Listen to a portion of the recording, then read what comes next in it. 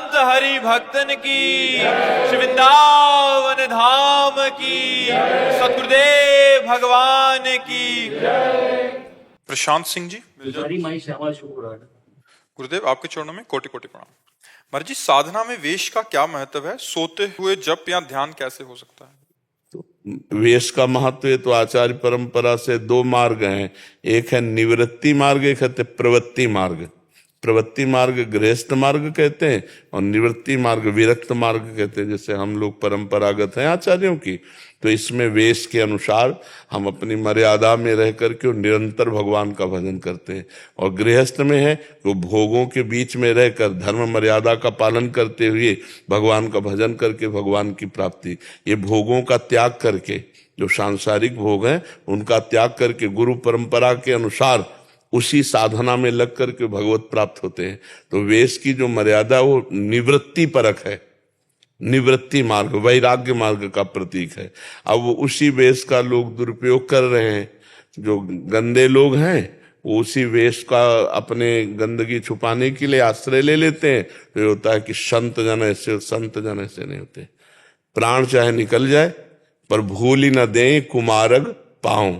वो भूल करके भी गलत मार्ग में नहीं चल सकते। जिनका लक्ष्य श्री भगवान है, छोटी मोटी गलतियां हुई भी तो करो सदा तिनके रखवारी, जिम बालक राखे महतारी। भगवान अपने बच्चे की तरह संतों को संभाल करके उन्हें असली संत बना देते हैं। तो संत मार्ग है एक, आचार्य परंपरा है। आचार्य परंपरा से जो विरक्त है उसी के आगे संत। अब किसी के विषय में क्या कहे, कोई भी नहीं, तो आचार्य परंपरा है हमारे वैष्णवों की, हमारे सन्यासियों की। आचार्य परंपरा से वेशभूषा लेकर आचार्य परंपरा की पद्धति से साधना करके भगवान को प्राप्त हो। ऋषि मुनि संत महात्मा, उनको ये पद्धति है।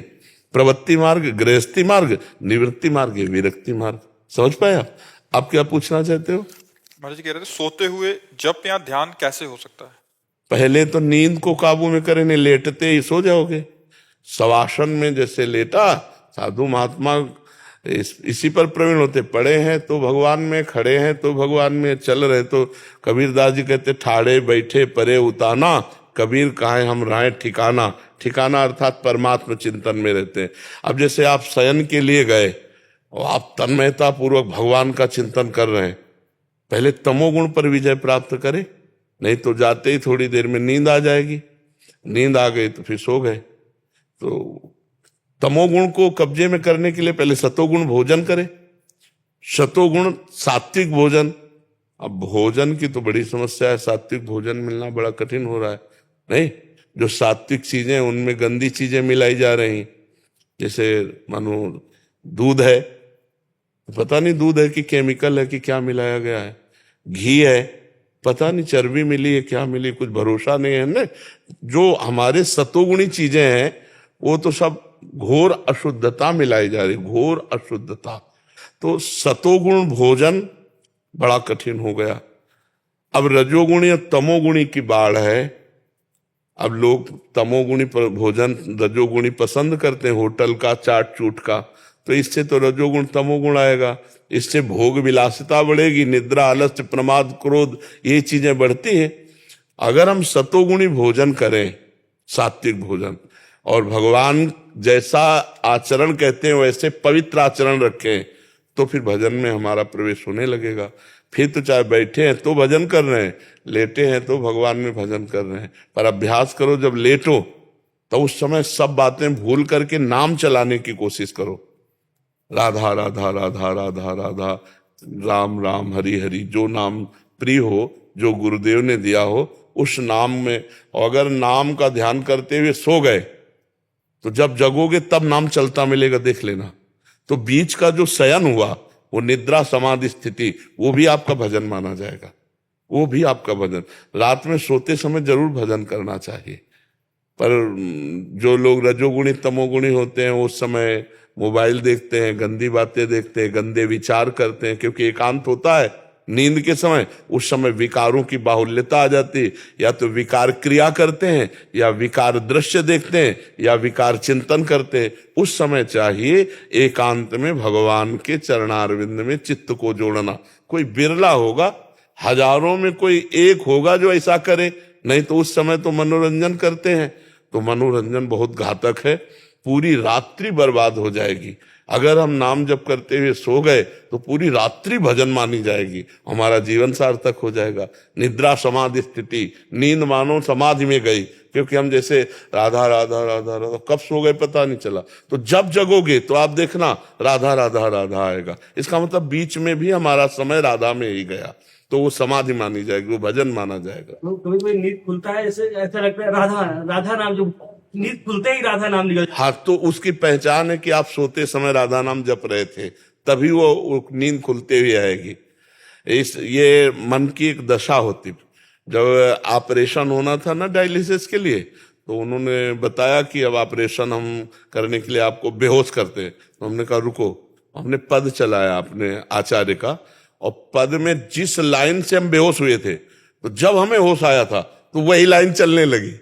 ये ऐसा मन का पकड़ा दो ना, तो उसका ऐसा स्वभाव है। तो ऐसे नींद के समय जैसे जो बात पकड़ा दी गई, वही जागृत के समय जब हम जगेंगे तो वो उसी में स्थिति मानी जाती है।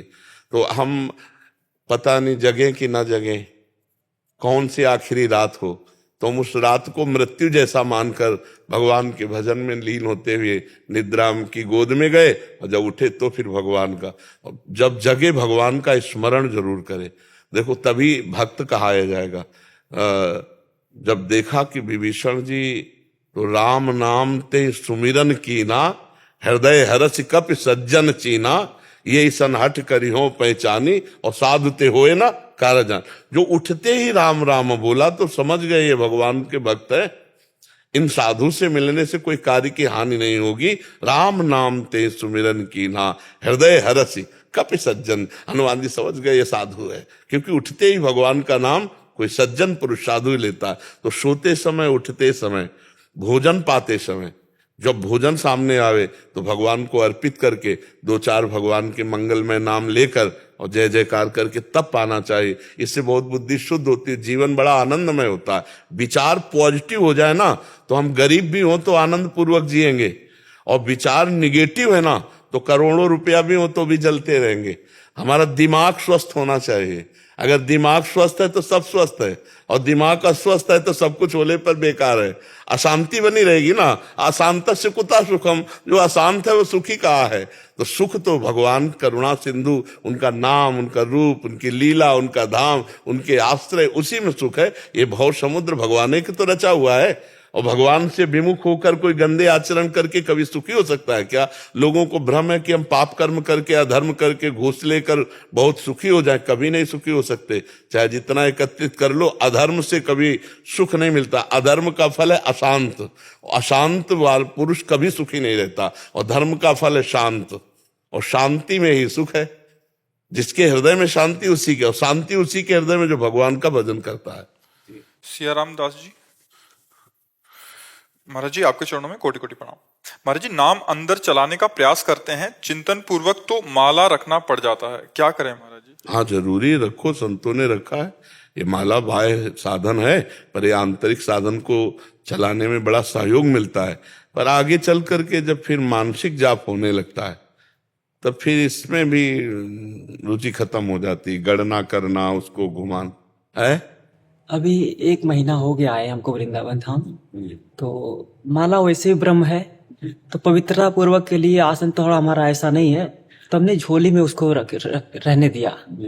तो अभी तक उसको मैंने छुआ नहीं, और जो होना चाहिए प्रभु कृपा से ऐसा लगता है। तो हमने सोचा, शंका हो रही थी कि माला के प्रति अपराध तो नहीं बन रहा है। तो महापुरुष नाम निष्ठ आप विराजमान है। हाँ, माला का जो स्वरूप है वो श्वास की माला पे चलाने के लिए है, और जब श्वास नाम, नाम ही श्वासा नाम, श्वास को भेद मिटावे, रोम रोम जब रग रग बोले तब कुछ स्वाद नाम को पाए। माला से सहयोग बनता है, अधिक जप करने में प्रवृत्ति लगती है। बकाया कर का मन का डार दे, और मन का फेर नहीं।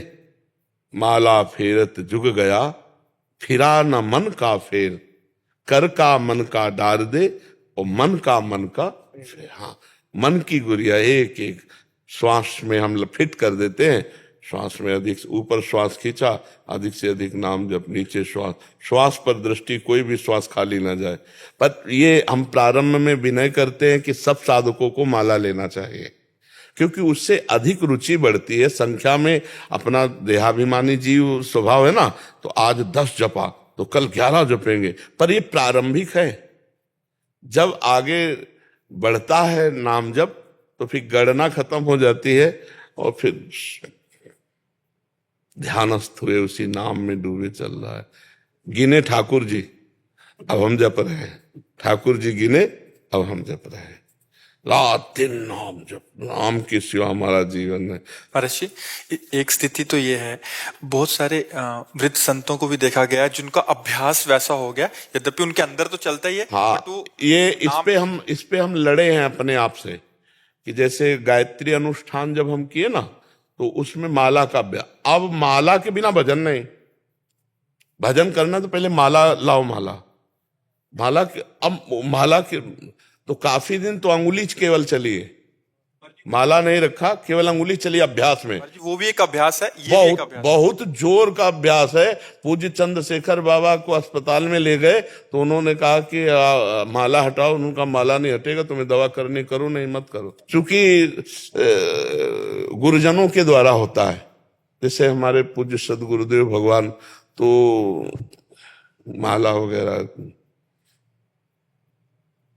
ध्यानस्थ बस उसी मंत्र उसी नाम में, तो वही फिर आता है। जैसे हम बड़ों को देखते हैं, महापुरुष जिस मार्ग में चलते हैं वही मार्ग होता है, महाजनों गतेन सपन था। तो वैसे ही, और वैसे ही आनंद की अपने खुद अनुभूति देखो। बाहर से माला की पूर्ति होना, सुमेर को घुमाना, प्रणाम करना, संख्या पर अंक पर, तो ये बहिर्मुख वृत्ति आती है ना, अब इसमें छोड़ दिया, अब वो चल रहा है निरंतर चल। सामने मंत्र नाम चल रहा है, अंदर से उसे हम पढ़ रहे हैं, कान से उसे सुन रहे हैं, पूरी तन्मयता उसी में है। अब कितने हुए अब ये भगवान जाने। कितना जप करते हो, कुछ नहीं, पूरा जीवन भगवान को समर्पित, कोई संख्या नहीं, कोई बोल नहीं सकते कि आप कितना जप करते हैं। पर प्रारंभिक साधक का जिसका मन ना लगता हो उसको जरूर माला से करना चाहिए। नहीं, माला से विशेष लाभ होता है। विशेष लाभ की नाम जप में रुचि बढ़ती है, संख्या में रुचि बढ़ती है। पर एक स्थिति होती है जहां आकर के ये सब राधे राधे, एक बात केवल रह जाती है, बिसरी हो ना बिसारी हो, यही दान मोहि देव। हर समय वो अखंड स्मृति में, वो गणना कौन करे, वो हर समय सोच में है तो, पवित्र है तो, किसी भी स्थिति में है, नाम नहीं छूट सकता।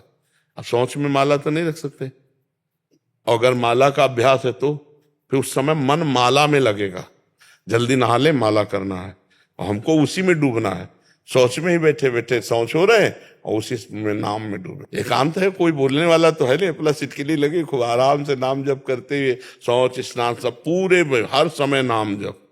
अपवित्र पवित्रो वा सर्वावस्थांगतोपि वह यह स्मरेत पुंडरीकाक्षम सवायाभ्यंतर शुचि। वो बाह्य अभ्यंतर से पवित्र हो जाता है जो भगवान का नाम जप करता है। अधिक से अधिक नाम जप करे। कुछ दिन जैसे माला से हम जपते थे तो अंगुली का अभ्यास था, तो हम ऐसे अंगुली चलाते थे ऐसे, फिर धीरे धीरे शांत एकदम, कोई बाहर क्रिया नहीं, कोई हलचल नहीं, अंदर से चल रहा है। और जैसे बने तैसे, माला से, काउंटर से, बिना माला से, जैसे बने, ईमानदारी से भगवान के भजन में मन लगना चाहिए। अब ऐसे नहीं कि प्रपंच अंदर चिंतन कर रहे हो, माला भी नहीं लिए तो गए नहीं, ज्यादा सिद्ध बनने की कोशिश करी और भजन चल नहीं रहा तो माला से भी गए और अंदर भजन नहीं चल रहा। इसलिए अपनी ईमानदारी से स्थिति देखनी चाहिए। यदि हमारा मन भजन में लगा है तो माला का मतलब है भजन, और अगर भजन में चूक हो रही तो तुरंत माला पकड़ो और मन को भजन में लगाओ। खास बात भजन। अभी हम जब यहाँ आए हैं तो हम मौन खोले यहाँ पे वृंदावन धाम में, तो हमें लगता है कि भगवान की कृपा से वो जो मौन की अवधि में अभ्यास रहा होगा, उसी अभ्यास बस चल रहा हमारे किसी। हाँ बिल्कुल ठीक बात। तो हमने फिर माला को जैसे मतलब एक विक्षिप्तता सा मतलब अनुभव। हाँ वो होता है, ऐसा होता है, पर वो एक तार चलाओ और कभी ऐसी भावना मत करो कि माला से जप ना करने पर अपराध लगेगा, ऐसा नहीं। जी जी जी महाराज जी, बड़ी कृपा आपकी रही। आपके एकांत में एक संशय हो गया मुझे। हाँ बच्चा। जब गुरुजी ने, मैंने 8 वर्ष का था तब मुझे नाम दीक्षा दी थी। 15 वर्ष का हुआ तब गुरुजी परम धाम चले गए। तो मैं, आपने कहा था गुरु प्रगट में होना चाहिए, जो हमको प्यार करे डांटे, पर गुरुजी तो नहीं है। उनका नाम है मेरे पास, उनकी दया है, मेरा मार्गदर्शन। तो जितने संत हैं सबे संत गुरुदेव हैं, व्यासे अपरतीति। तो 2 प्रकार के गुरु होते, एक होते दीक्षा गुरु और एक होते शिक्षा गुरु। तो दीक्षा गुरु तो वही है, जहां शिक्षा मिले, जिस संत से मिले बस उसी के चरणों का आश्रय लेते रहे हम। मान लो हम जहां सुना, हमें अच्छी बात लगी, पकड़ ली बात, ये गुरुदेव की बात है। फिर वहां सुना, वहां भगवान की बात मिली, पकड़ ली, गुरुदेव की बात है।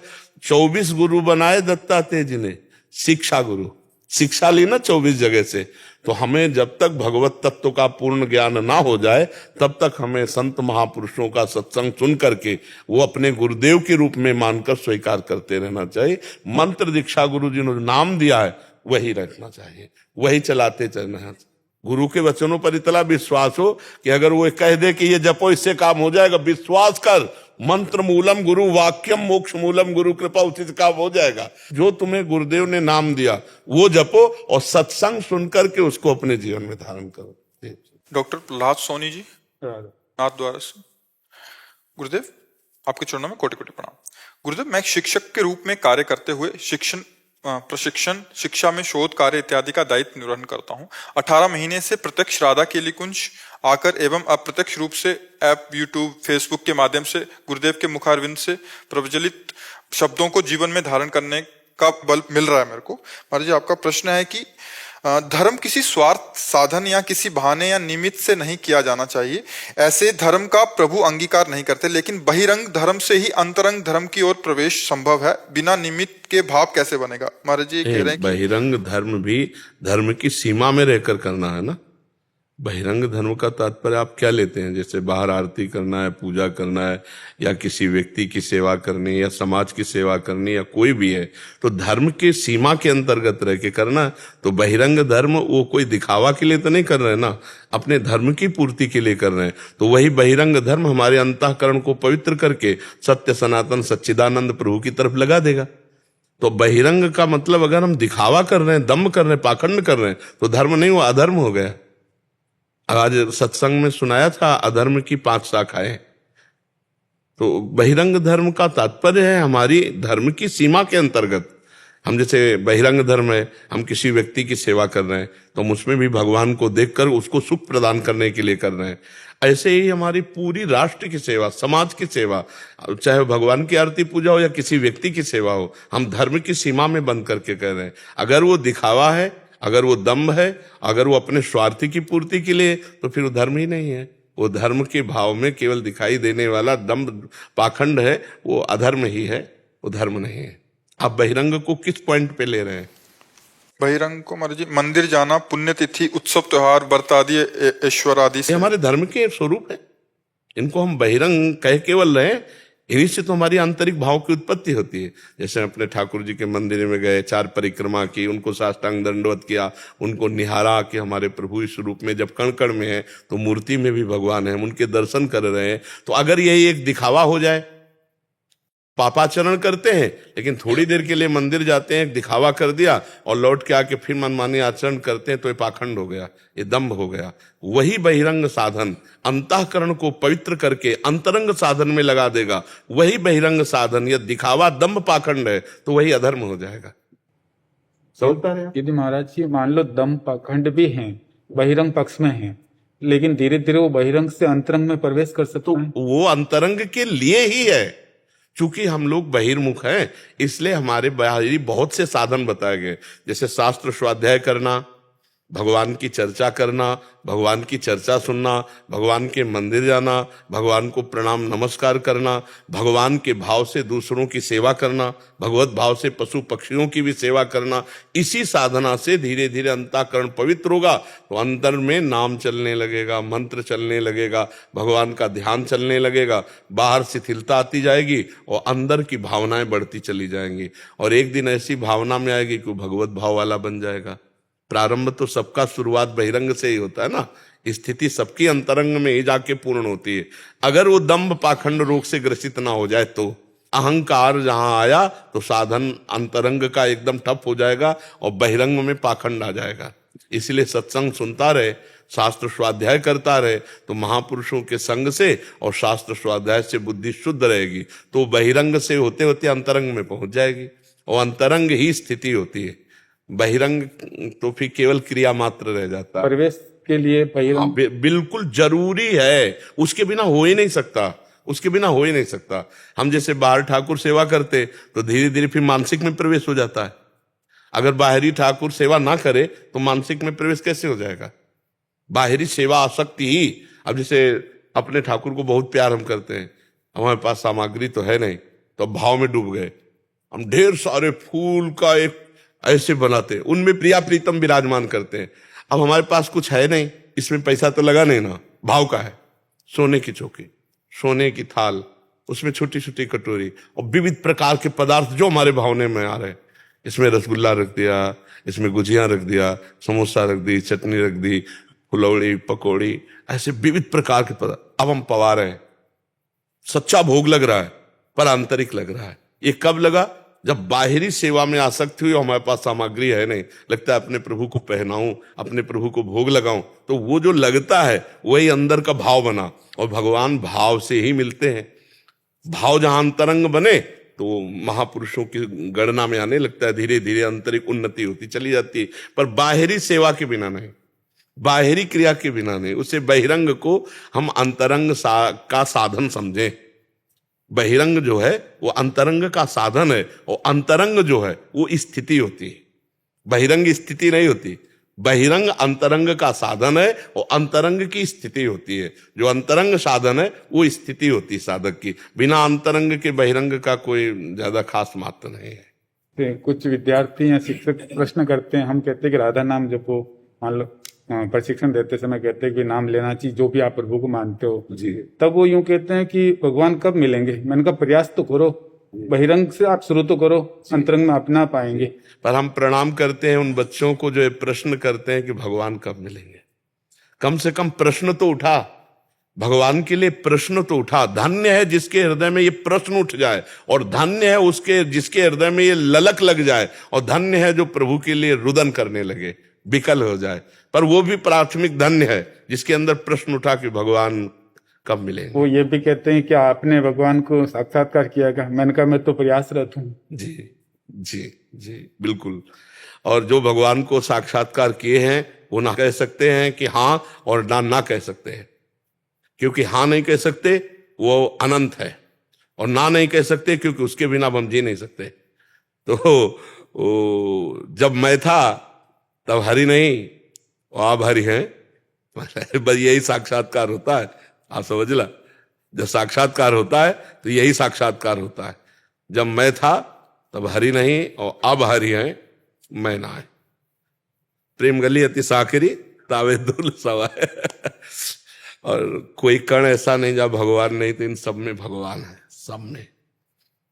हमारी थोड़ी दृष्टि पवित्र हो जाए तो इन्हीं में दिखाई देंगे। वही वही मत्ता परतरम नान्यत किंचिदस्ति धनंजय, मेरे सिवा और कोई नहीं। सच्ची वाली है, मेरे प्रभु इन सब रूपों में बैठे, पर मलिन दृष्टि है तो स्त्री दिखाई देता है, पुरुष दिखाई दे रहा है, बच्चा दिखाई दे रहा है, बूढ़ा दिखाई दे रहा है, लेकिन कृष्ण नहीं दिखाई दे रहे। और गोस्वामी तुलसीदास जी को सिया राम मैं सब जगह चाहते, सब जगह भगवान सिया राम विराजमान दिखाई दिए। वही बैठे, दूसरा कोई है नहीं। वही बैठे, जैसे मंदिर में बैठे ऐसे इस शरीर रूपी मंदिर में सबके बैठे हुए। मित्रविंदा सोनी जी राजस्थान से। राधे राधे महाराज जी। महाराज जी, मैं पिछले 7-8 महीने से पिताश्री के माध्यम से गुरुदेव के वचनों को जीवन में ग्रहण करने का प्रयास मात्र कर रही हूँ। आपके दर्शन की इच्छा थी जो आज पूर्ण हुई। महाराज जी, मेरा एक प्रश्न है। महाराज जी, प्रेम भक्ति को सौम्य, नम्र, कोमल, शांत बनाकर जीवन की पूर्णता देता है। लौकिक जगत की पूर्णता क्षणभंगुर है, लेकिन आध्यात्मिक जगत की पूर्णता ईश्वर से प्रेम है, मोक्ष है। तो उस प्रेम की उत्पत्ति का स्रोत और स्वरूप क्या है? नाम। प्रेम मूल यह नाम है, प्रेमी रसिक जपत यह नाम। प्रेम मगन निज बन विश्राम, श्री हरिवंश जहां रहे। प्रेम प्रवाह परे जन सोई, तब क्यों लोक वेद सुधि होई। जब श्री हरिवंश कृपा करी, व्रत संयम तब कौन कराई। संतत सकल सुनो चितलाई, श्री हरिवंश प्रताप जस।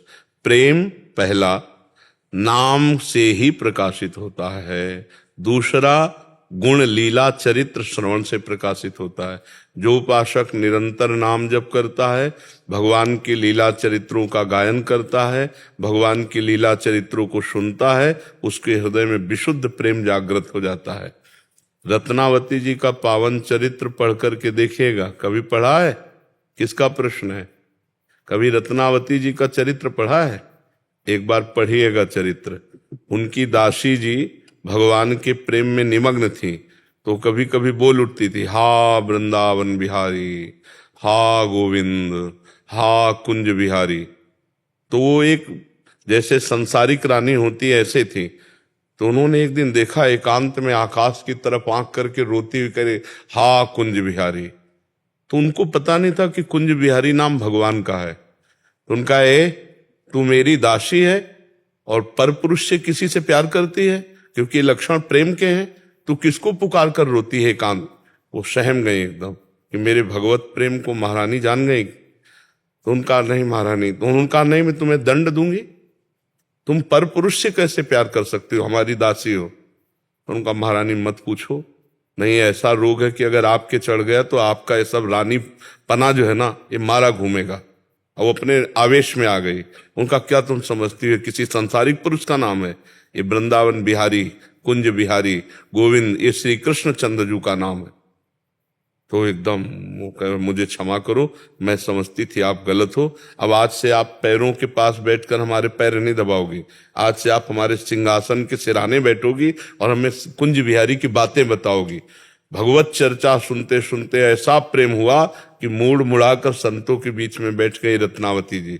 पति का इतना भारी विरोध, उनके पावन चरित्र को पढ़िए। तो भगवान के पावन चरित्र सुनने से और भगवान के नाम जप से प्रेम का प्रकाश हृदय में होता है। और जब प्रेम प्रकाशित होता है तो क्या क्या होता है ये कहने की जरूरत नहीं। अनिर्वचनीयम प्रेम स्वरूपम, प्रेम की जो महिमा है वो अनिर्वचनीय, सूक्ष्मतरम, बड़ा सूक्ष्म है। अनुभव स्वरूपम, केवल अनुभव में आने वाला है। प्रतिक्षण वर्धमानम, प्रतिक्षण बढ़ता रहता है। प्रीतम का साक्षात्कार होते हुए भी वो प्रीतम के लिए तड़पता रहता है। कैसी अजीब बात है। अरबरात मिलवे को निश दिन मिले ही रहत, मनो कबहू मिले ना, यह है प्रेम। अरबरात मिलवे को निश दिन, रात दिन मिलने के लिए तड़पन हो रही, और वो रात दिन मिले हुए हैं, फिर भी ऐसा लगता है कभी नहीं मिले। अरबरात मिलवे को निश दिन मिले ही रहत, मनो कबहू मिले ना। भगवत रसिक रसिक की बातें रसिक बिना को समझ सके ना। प्रेमी के हृदय की बात तो कोई प्रेमी ही जान सकता है। जैसे हमारे प्रिया प्रीतम आज तक पहचान नहीं हो पाई, अब इसे कैसे जानोगे? श्री लालजू में, श्री कृष्णचंद्र जू में और प्रियाजू में आज तक पहचान नहीं हो पाई, और दोनों एक ही संग रह रहे, दोनों एक ही संग रह रहे। श्री स्वामी हरिदास, चूंकि ये बहुत गूढ़ प्रेम रस की बातें हैं और प्रेम का ही प्रसंग है, इसलिए थोड़ा नहीं, ये समाज लायक नहीं। श्री स्वामी हरिदास जी बिहारी जी महाराज कह रहे हैं, प्यारी जू जब जब देखो तेरो मुख तब तब नयो नयो लागत, ऐसो भ्रम होत देखो न कबहूरी, दुत को दुत लेखनी न कागत। श्यामा जू से लालजू कहते हैं, श्यामा जू आपको जब जब देखता हूं तब तब ऐसा लगता मैंने आपको कभी देखा ही नहीं, क्योंकि प्यारी जू का ऐसा रूप है, प्रतिक्षण वर्धमानम नवम नवम, अबहीं और अबहीं और अबहीं और। प्रेम में इतनी भूख हो जाती है कि अपने प्यारे के सानिध्य में रहते हुए भी ऐसा लगता है कि मैं कभी मिला ही नहीं, मैं कभी मिला ही नहीं। दो आदिनांत विहार करें तो लाल प्रिया में भई न चिनारी। अब उस गरिष्ठ प्रेम तक पहुंचने के लिए निरंतर नाम जप, परम पवित्र आहार, परम पवित्र आचरण, परम पवित्र व्यवहार, तब कहीं जाकर के वो ऐसा एकांतिक प्रेम जागृत होता है। अपनी समाज में रहते हुए भगवत चिंतन परायण रहना बहुत कठिन हो गया, क्योंकि खान पान व्यवहार सब अशुद्ध हो रहे हैं और मोबाइल का जमाना है, दुनिया का प्रपंच मोबाइल। आज तो हम देख रहे हैं कि लोगों की दृष्टि केवल दोषों पर टिक रही है। वो केवल दोष दर्शन में, दोष मार्ग में, दोष कथन, दोष श्रवण, दोष चिंतन, दोष दर्शन, कहाँ प्रेम और कहाँ आज की वृत्तियां। बड़े धन्य भाग हैं जो आज इस कलिकाल में कोई भगवत प्रेम के मार्ग में चलना चाहता है। प्रेम बड़ा गूढ़ विषय है। प्रेम ऐसा समझ लो कि होली खेल करके ही प्रेम होता है। होली अपने प्रीतम की होली, 2 प्रकार की होली होती है। एक होती है रंग होली और एक होती है नहीं। बोले क्या जल रही? होली जला के फिर रंग की होली खेले। मैं और मेरा, अपना और पराया, इस अज्ञान की होली जला दे और एकमात्र श्री कृष्ण के प्रेम में, प्रियाजू के प्रेम रंग में रंग कर अपने जीवन को उनके चरणों में अर्पित कर दे। निरंतर नियम लेकर के भजन और भगवत चर्चा, लीला कथा, श्रवण कथन, कोई प्रपंच की वार्ता नहीं, कोई ग्राम्य वार्ता नहीं, कोई भोग वार्ता नहीं, कोई लोक वार्ता नहीं, तब जाकर प्रेम स्फुरित होता है। अभी तो अपनी रसेंद्री, अपनी जनेंद्री, अपनी इंद्रियों के भोगों में ही मन राजी है, तो श्री कृष्ण प्रेम तो बड़ा दुर्लभ विषय है। तो नाम से और भगवत लीला चरित्रों से हमारे हृदय में जरूर प्रेम प्रकाशित हो। हम रोज जिनकी चर्चा सुनते हैं तो देखो सानिध्य की इच्छा हो जाती है। जैसे आप प्रवचन सुने हैं तो आपके मन में आया एक बार चलूं, एक बार देखूं, तो बाबा को लाइव देखूं, एक बार देखूं। आता है कि नहीं आता? जब हम सुनते हैं कोई बात, किसी की बात सुनते हैं रोज, तो एक बार लगता है एक बार लाइव तो देखें। तो ऐसे एक बार हमारे मन में आ जाएगा रोज कथा सुनते हुए कि यार हम कृष्ण कृष्ण बोलते हैं, उनकी चर्चा सुनते हैं, एक बार लाइव तो देखें कैसे है श्री कृष्ण। मन छटपटाने लगता है। ये छटपटाना ही विरह की तरफ जा रहा है, ये सकिलता जा रहा है विरह की तरफ। अब उसे कोई उपाय नहीं दिखाई दे रहा, तो वो रोना शुरू करता है, हा कृष्ण, हा कमल नयन, अब आप ही हमारे साधन हो, आप ही साथ दो, आप मिल जाओ ना। वो भगवान के लिए आ गया प्रेम, भगवान के लिए रोना, ये आ गया प्रेम। प्रेम देवता हृदय में प्रकाशित, और प्रेम आ गया तो भगवान अधीन हो जाते हैं। भगवान का नाम प्रेमाधीन है, भगवान अधीन हो जाते हैं उसके। नाम जप करो, अच्छा पवित्र भोजन पाओ, अच्छे पवित्र आचरण करो और भगवान की लीला कथा गाओ और सुनो, इसी से प्रेम प्रकाशित हो जाएगा। सौरभ कुमार पांडे जी। महाराज जी, राधा वल्लभ श्री हरिवंश। गुरुदेव, मैं काशी के तुलसी घाट के पास से आया हूँ। श्री जी की कृपा से एक सरकारी विद्यालय में अध्यापक हूँ। गुरुदेव, मैंने आपके सत्संग में सुना था कि ईश्वर की पावर, शक्ति हम सब में व्याप्त है। गुरुदेव, मेरा एक प्रश्न है महाराज जी, जन्म और मरण के बंधन से मुक्त कौन है? गुरुदेव बच्चा, उसे जन्म मरण का बंधन प्राप्त ही नहीं है ही नहीं है। जो हमारा भगवद अंश है उसको जन्म मरण हो ही नहीं सकता है। पर उसने जब इस देह को स्वीकार किया और भोग भोगने लगा, तब फिर जन्म मरण जैसे स्वप्न होता है ना, ऐसे समझो जैसे आप स्वप्न में सोए थे, स्थूल देह को भूल गए कि नहीं? ये जो स्थूल देह से भूल गए और स्वप्न में एक देह मिली थी। स्वप्न में जब थे तो आप थे ना, लेकिन ये स्थूल देह का तो ज्ञान नहीं था ना। तो उस समय जब उस देह में आप विचरण कर रहे थे, वो आपका नया जन्म समझो। फिर आपका स्वप्न टूटा तो फिर स्थूल देह में आ गए ना। तो अब चूंकि ये एक ही देह की 3 दशा हुई, जागृत, स्वप्न, सुषुप्ति, तो आप उसको भेद नहीं कर पा रहे। ठीक ऐसे ही है, गाढ़ सुषुप्ति मृत्यु, फिर जगह दूसरी योनि में, फिर जगह तीसरी योनि में। अब अगर उसे मुक्त होना है तो आत्मज्ञान प्राप्त करे कि मैं शरीर नहीं हूं और अपने को भोगों से हटाए। अगर भोगों में लगा रहा तो फिर नहीं, फिर ये तो बड़ा दुखमय संसार है। बार पुनरपि जननम पुनरपि मरणम पुनरपि जननी जठरे शयनम। अगर भजन नहीं करेगा भगवान का और ज्ञान नहीं प्राप्त होगा तो इसी अज्ञान में बंधा बार बार जन्म मरण को प्राप्त होता रहेगा।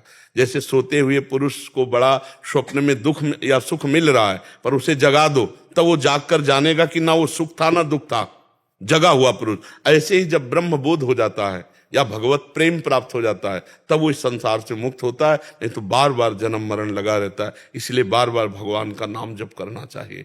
नाम जप करने से ही हमें शुद्ध ज्ञान प्राप्त होगा और ज्ञान से ही हम ये देख पाएंगे कि हम जन्म मरण वाले नहीं हैं। हम कोई स्थूल शरीर नहीं है, हम सूक्ष्म शरीर नहीं है, हम कारण शरीर नहीं। तीनों का पावर जो वो मैं हूं। अब हमारा कोई रूप थोड़ी है, अपना कोई रूप थोड़ी। एक बिजली का क्या रूप है? आप कहोगे हाइलोजन, आप कहोगे एसी, पंखा, ये बिजली का रूप नहीं है। ये तो बिजली जहां प्रयोग में आ रही वो यंत्र है। ये यंत्र है, करण है। ये वो जो कारण तत्व, उसका कोई रूप नहीं है।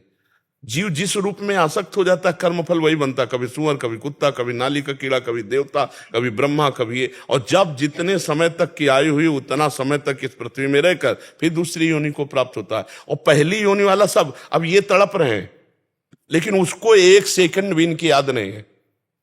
कोई हमारे माता पिता थे पूर्व जन्म में, आप बोलो अभी कै साल के हो आप?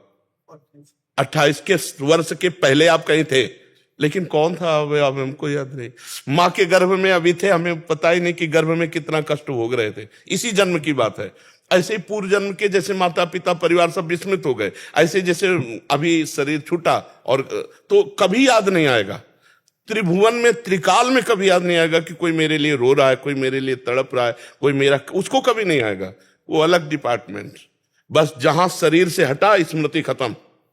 शरीर से देखो, इसी शरीर में देखो, ये शरीर मां के गर्भ में रहा, 1 सेकंड की याद नहीं है, और 9 महीने रहे, 1 सेकंड की याद नहीं।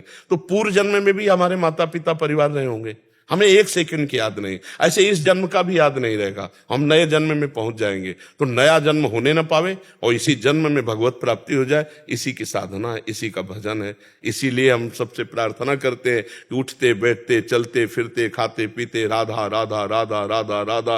ये बहुत दुखालय है। अब इनकी छाती से पूछो, अब सारे सुख फीके लग रहे हैं, अब बस यही लग रहा है। और जबकि अभी एक गया है, ये भी जाएगा, ये भी जाएगा, ये भी जाएगा। यार जितने जैसे कसाई वाड़े में नंबर आने पर हर पशु बद हो रहे ना, जैसे हो रहे। अब जो उनको चारा डाला गया है वो तो नहीं जान रहे ना कि बस 10-5 घंटे की बात है, हमारा नंबर आया सो हम गए।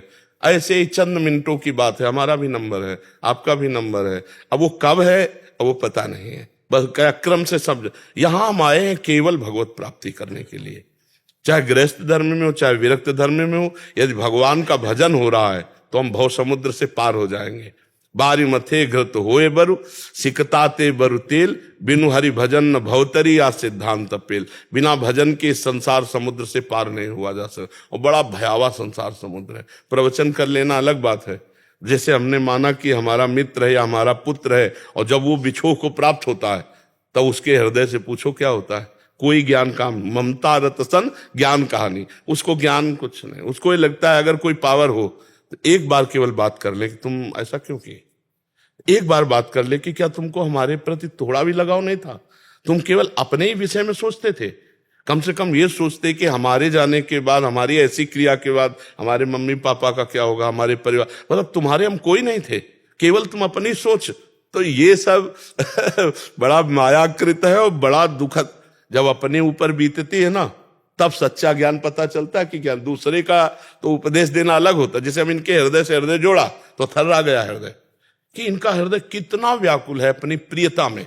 अब वो ज्ञान काम नहीं करेगा, ममता रत सन ज्ञान कहानी। अब वो ज्ञान कहानी को तो सुखद समय में समझ में आती है, लेकिन दुखद समय में भगवान की कृपा ही संभालती है, भगवान की कृपा। तो इस मनुष्य जीवन में ऐसा भजन कर लो, ऐसा ज्ञान प्राप्त कर लो कि अगला जन्म ना हो। आत्मज्ञान। हाँ, बस एक ही उपाय है। गुरुदेव, पावर सब एक, भगवान के पावर सबके अंदर है, लेकिन उसी घाट पे संत महात्मा जप कर रहे हैं और वहीं पे लोग शराब पी रहे हैं। हाँ, बात यहाँ देखनी बच्चा, बात यहाँ समझनी है कि वो तमोगुणी लोग हैं। आज हम सत्संग में कह रहे थे कि जैसे गंगा आदि किनारे और घाटियों आदि में भजनानंदियों का भजन का भाव बढ़ता है, ऐसे विषयी पुरुषों का विषय भाव बढ़ता है। तो उनका तो विषय, ये तो खुद ही वहीं पे ही 84 पाठ करेंगे हम, वहीं पे लोग पीते, मना करने जाइए तो लोग नहीं, मना करने की आज की क्षमता नहीं। आज आप मना करोगे वो आप पर प्रहार कर देंगे। बिल्कुल नहीं, आप अपना 84 जी का पाठ करो, और वो अपना कर रहे हैं, वो अपना बीज बो रहे हैं। जो बीज बो रहे हैं वो बहुत भयानक है, क्योंकि काशी जैसे परम पवित्र क्षेत्र में गंगा के किनारे मदिरा पानी तो महापाप कर रहे हैं। अब उनका कहाँ धुलेगा जाके, तो उनको बेचारे बुद्धिहीन है। आप बहुत इतना कर दीजिए कि भगवान विश्वनाथ जी से प्रार्थना कीजिए कि इनको क्षमा करना, प्रभु इनको भी सद्बुद्धि दो, ये आपके ही धाम में रह रहे हैं, आपकी नगरी में रह रहे हैं, तो आप इन पर कृपा कीजिए। बकाया बच्चा, कलयुग जैसे जैसे बढ़ता, डर लग रहा है, अब डर लग रहा है कि क्या होगा धर्म का।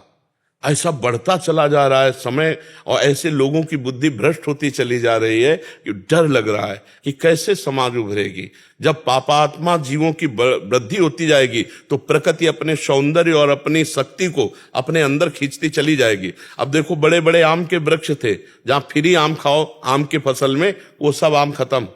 बड़े जो वृक्ष होते थे, एक एक बीघा में ऐसे फैले हुए कि एक एक गाड़ी आम होते थे, वो वृक्ष गए।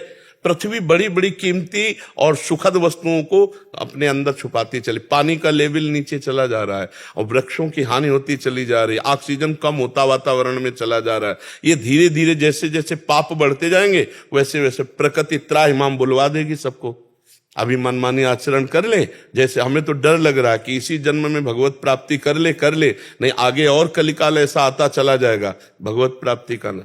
आजकल मांस मदिरा गलत आचरण एक मनोरंजन हो गया है, मनोरंजन हो गया। कोई इसे थोड़ी मानता है पाप है, कोई नहीं मानता। व्यभिचार को कोई पाप मानता है क्या? आजकल तो मनोरंजन माना जाता है। कलयुग है, बच्चा बहुत बढ़ रहा है। वृंदावन से जाने के बाद गुरुदेव मन बेचैन हो जाता है, वजन बढ़ने लगता है, उसके बाद कम होने लगता है गुरुदेव जाने के बाद। हाँ, अब ये तो खैर भगवत धाम, यहाँ तो परमाणु ऐसे हैं। अभी जगह जगह कीर्तन, भगवत कथा, भगवान नाम, बड़े प्रेमी महात्मा विराजमान है, इसलिए ऐसा। पर अपने में रहे, देखो अपने में रहे तो कुछ नहीं बिगड़ने वाला। अगर नाम चल रहा है, हम दूसरों के दोष दर्शन करके अपने अंदर ना आने दें तो हम सुरक्षित बने रहेंगे। नाम पाहारू दिवस निश्चित।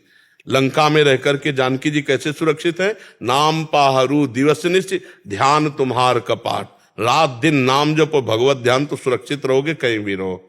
और सब लोग, सबसे प्रार्थना है, व्यसन किसी को सुख नहीं पहुंचाते हैं, गंदी बातें किसी को सुख नहीं पहुंचाते हैं। यदि गंदी बात और नशा और मांस भक्षण आदि छोड़ पाओ तो बहुत उत्तम बात है। और भगवान का नाम जप करो, एक न एक दिन शरीर जाना है। नाम ही तुम्हें परलोक में बचाएगा, नाम ही तुम्हें इस लोक में भी शांति प्रदान करेगा। अगर नाम जप नहीं है तो जीवन व्यर्थ चला जाएगा। कलयुग में अब कोई साधनाएं नहीं रह गई। कलयुग का इतना प्रचंड रूप बढ़ता जा रहा है। अब क्या यज्ञ कोई कर सकता है? आहुति का पता नहीं उसमें चर्बी मिली होगी में, उसके लिए शुद्ध चाहिए ना पदार्थ। अच्छा, आप शुद्ध धान्य जौ आदि खरीदें तो खेतों में इतने केमिकल पड़े कि अशुद्ध हो गया अन्न, यज्ञ लायक नहीं रहा। अब रही ध्यान की बात, तो आंख मूंद के देखो, मन कितना चंचल, बिजली की तरह है। अभी यहाँ, अभी बंबई, अभी कलकत्ता, मन कोई शांत थोड़ी है। अब और साधन देखो, व्रत उपवास, कौन सा व्रत है जो भगवान की प्राप्ति के लिए रह जाए? कूटू की पकौड़ी, सिंघाड़े का हलवा, ये चीज वो चीज, ये व्रत है? तो अब एक उपाय है, कलयुग केवल नाम आधारा, सुमिर सुमिर नर उतर ही पारा। खूब नाम जप करो, ये तुम्हारा लौकिक पारलौकिक सब मंगल कर देगा। बहुत बहुत कलिकाल का जैसा वृद्धि बढ़ती चली जा रही है अधर्म आचरण की, अभी तो आप लोग कृपा करके सुन रहे हैं, नहीं ऐसा भी समय आएगा संतों की कोई बात सुनेगा नहीं, कोई संतों की बात नहीं सुनेगा, धर्म की बात नहीं सुनना चाहेगा। आप तो समय दिए हैं हमें, आप कृपा किए कि आप यहाँ शांति से बैठ के सुन रहे हैं। आगे ऐसा समय आएगा कि हम चिल्लाते रहे, संत जन चिल्लाते रहे, कोई सुनेगा नहीं उनकी बात। हाँ, पाखंड और दंभ का बोलबाला होगा, नौटंकी नाटक का कीमत होगी, और सत्य मार्ग पर चलने वालों को कोई बातें नहीं सुनेगा। अभी तो आप कृपा करके कम से कम समय दे रहे हैं हमें, और सुनने आ रहे हैं, और आप परिवर्तन भी कर रहे हैं। समाज हमारा परिवर्तित भी हो रहा है सुन करके, तो इसलिए अभी तो अवसर है, आगे और ऐसा अवसर आएगा कि समय आएगा। अभी तो है आप खुला साउंड लगा करके कम से कम सत्संग तो सुन रहे हो, 1000 लोग बैठ करके, फिर ऐसा भी नहीं होगा। तो अभी समय है, भजन कर लो, भगवान को रिझा लो, नहीं आगे और ऐसा समय आने वाला है जो बड़ा अनिष्टकारी होगा। प्रतिपल बढ़ता ही चला जाएगा अनिष्ट। पहले जितनी शांति और साधुता देखी अब वो नहीं रह गई। 40 वर्ष पहले जो हमने देखी वो अब नहीं रह गई। मोबाइल के जमाने में बहुत सी बहिर्मुखताएं, बहुत सी कमियां ऐसी आ गई जो नहीं होनी चाहिए अपने लोगों में, बहुत सी कमियां आ गई। आगे चलकर और 10-20 वर्ष में देखना ऐसे आ जाए। अब आप दूध शुद्ध लेना बड़ा मुश्किल पड़ेगा, आपको घी शुद्ध लेना मुश्किल पड़ेगा। ये केमिकल के बने हुए ऐसे पदार्थ आते हैं जो असली पदार्थ बिल्कुल लगते हैं। अब ये चीजें खा के स्वस्थ कौन होगा? और बिना स्वस्थ हुए ध्यान कैसे लगेगा? साधना कैसे बनेगी? बड़ा कठिन। इसलिए नाम जप करो, जैसे बने तैसे राधा राधा राधा राधा बोलो। किशोरी जी बड़ी करुणामयी है, वो हम सबका मंगल कर देंगे। रजत मिश्रा जी भोपाल से। राधे राधे। राधे राधे महाराज जी, आपके चरणों में कोटि कोटि प्रणाम। महाराज जी, मैं एक पापी, दुष्ट और अधम इंसान हूं, मैंने बहुत पाप किए हैं जिंदगी में, अपनी गलतियों को सुधारने की कोशिश भी करता हूं, परंतु मन संसारिक मोह माया की ओर जाता है। पता होते हुए भी कि ये गलत है, असत्य कार्य हो ही जाता है महाराज जी। ऐसे में मन बहुत बिना नाम बल के, बिना भजन बल के मन के गुलाम अपने लोग हैं। इंद्री मन के गुलाम है और मन इंद्रियां विषय भोगों में ही सुख बुद्धि रखती हैं और धर्म पूर्वक विषय भोगने से तृप्ति होती नहीं, तो इसलिए अधर्म पापाचरण की तरफ मन जाता है। अगर हमारे अंदर भागवतिक बल हो, आध्यात्मिक बल हो, तभी हम रोक सकते हैं, अन्यथा नहीं रोक सकते। बाहरी शत्रु को तो अन्य अस्त्रों से प्रहार किया जा सकता है, लेकिन आंतरिक शत्रु को कैसे मारा जाए? बड़े बड़े जो बाहरी शत्रुओं पर विजय प्राप्त करते रहे, वो भी आंतरिक शत्रुओं के गुलाम रहे। काम, क्रोध, लोभ, मोह, मद, मत्सर, ये 6 शत्रु हैं जो हर जीव को परेशान करते हैं। अगर इनसे बचना है तो अध्यात्म की शरण लेनी होगी, भगवान का नाम जप करना होगा, धर्मशास्त्रों का स्वाध्याय करना होगा, सत्संग सुनना होगा, दूसरों का उपकार करना होगा और ये विचार पक्का रखना होगा कि जैसे हमारी बहन की तरफ कोई देखे तो हमको बुरा लगता है, ऐसे हम किसी की बहन की तरफ नहीं। आत्मना प्रतिकूलानी परेशान न समाचरित। तो हम ये कहते हैं कि नहीं हम जानते थे लेकिन ऐसा हो गया। कैसे हो सकता है? हम तुम्हें बता दें कि खीर है ये बहुत बढ़िया, लेकिन इसमें जहर मिला हुआ है, आप खा के दिखाओ, आप नहीं खा पाओगे क्योंकि आपको पता मर जाऊंगा। तो आपको पता है कि गंदे आचरण, पापाचरण, इनसे क्लेश मिलेगा, दुर्गति होगी, इनसे दंड मिलेगा, फिर आप कैसे मन को छूट दे देते हैं? तो मन को छूट देना एक प्रमाद स्थिति है, अज्ञान के कारण है। इसलिए सत्संग सुनो, नाम जप करो, और जो गलत है उसकी तरफ हमारे चाहे प्राण चले जाएं पर हम गलत कार्य नहीं करेंगे, तब दृढ़ता पूर्वक। नहीं तो मन को फिसलने की आदत है। देखो बच्चा, जब तक तुम स्वीकृति नहीं करोगे तब तक तुम्हारा मन कुछ नहीं कर सकता। जैसे मन तुम्हारा कह रहा है कि हमको अमुक भोग भोगना है, अमुक वस्तु पानी, अमुक, तुम स्वीकृति मत दो, दस्तखत मत करो, हाँ मत कह देना, आप ही इसको देख लेना। हम लोगों ने इन्हीं मन को ही पढ़ा है, पूरे जीवन इसी मन के अनुसार निर्णय करते हुए कैसे जीव दुर्गति को प्राप्त होता है और मन को शासन में लेकर सतमार्ग में चलते हुए कैसे वो भगवत प्राप्त होता है, यही जीवन को देखा है, जीवन की धारा देखी। मन जब किसी को किसी कामना में फंसाता है तो उसका काम है जलाना, प्रमथन स्वभाव का है। वो अंदर इतना जलाता है, इतना क्लेश देता है कि लगता है यार भोग लो, शांत हो जाएगा। लेकिन अगर धर्म पूर्वक भोग है तब तो ठीक है, अगर अधर्म पूर्वक है, कानून के विरुद्ध आचरण है, तो हमको नहीं करना है। अब वो जलन पैदा करेगा और उस जलन को शांत करेंगे हम भगवान के भजन से। राम राम हरि हरि, कृष्ण कृष्ण राधा राधा, जो नाम जप है उसमें इतनी शीतलता है, नहीं तो इतनी व्यथा पैदा करता है कि बड़ा बड़ा विद्वान जो दूसरे को प्रवचन करता है वो भी भ्रष्ट हो जाता है। ऐसा बलवान मन है, उसने ठान लिया कि मुझे भोग भोगना है, तो भोगना है वो, तुम चाहे जितना ज्ञान बघारो। और उसे रोका जा सकता है तो भजन बल से रोका जा सकता है। भगवान के नाम सुमिरन जितना अधिक करोगे उतना ही बल आएगा। यम ही न व्यथयन्ते ते पुरुषम पुरुषर शव सम दुखा सुखा धीरम सो अमृतत्वाय कल्पते। जो मन के द्वारा दी हुई व्यथा से व्यथित होकर के गंदा आचरण नहीं करता है, उसे सह जाता है, सुख दुख में समान भाव रखता है, वो अमृत पद का अधिकारी होता है। अमृत पद अविनाशी, भगवत प्राप्त महापुरुष हो जाता है। और बिना बच्चा इसके पापाचरण होता रहेगा, और पापाचरण होता रहेगा तो जिंदगी संकट में पड़ जाएगी। 5 मिनट ऐसा आचरण, मान लो भगवान की कृपा भी खुला नहीं, 5 मिनट का आपका आचरण पूरी जीवन भर जेल भोगना पड़ेगा या फांसी की सजा हो जाएगी। ऐसे ऐसे आचरण करवा देगा ये कि 5 मिनट ऐसा आचरण होगा जो पूरा जीवन बर्बाद कर देगा। तो हमको मन का गुलाम नहीं बनना, हमको मन को अंकुश में रखना है। मन हमारे द्वारा न जाने क्या क्या करवाता रहता है, इसी को संभालने के लिए तो मानव देह मिला है। सुअर कुत्ता थोड़ी अपने को संभाल सकते हैं, संभालने के लिए हमें विवेक मिला है। हम मनुष्य हैं, हम सुधार सकते हैं और सुधर रहे हैं।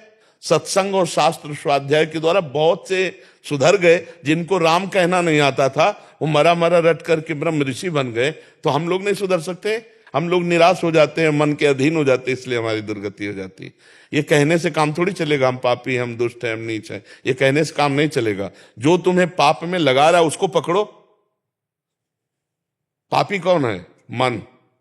उसको पकड़ कि आज से नियम लेता हूं, तू चाहे जितना जला मार दे, पर हम वो काम नहीं करेंगे जो नहीं करना चाहिए। आप जीत जाओगे। और वो मैं नहीं रह पाता तो फिर रहना पड़ेगा। ऐसे नहीं रहोगे तो जेल में रहोगे, पापाचरण बनता जाएगा, कानून विरुद्ध आचरण बन जाएगा, जेल जाना पड़ेगा। फिर मन को समझाओ, अब तो समझाना ही पड़ेगा, अब जेल के अंदर थोड़ी मनमानी कर सकते हो, तो पहले ही कर लो ठीक से, तो आगे ना ये जेल सही तो नरक।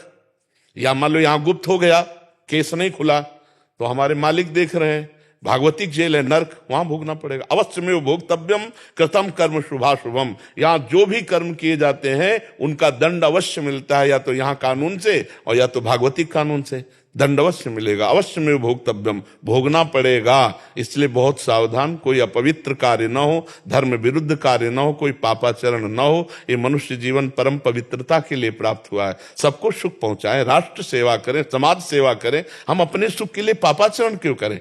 ऐसी राक्षसी वृत्ति उदय हो जाती है अपने सुख के लिए कि आप देखते हैं, समाचारों में सुनते हैं, माताओं बहनों के प्रति कैसा व्यवहार लोगों का हो जाता है, कैसा वो चोरी हिंसा, अपने भाई भाई के प्रति कैसा व्यवहार हो जाए, थोड़ी थोड़ी से बंटवारे में एक भाई दूसरे भाई को मार डालता है। ये सब क्या है?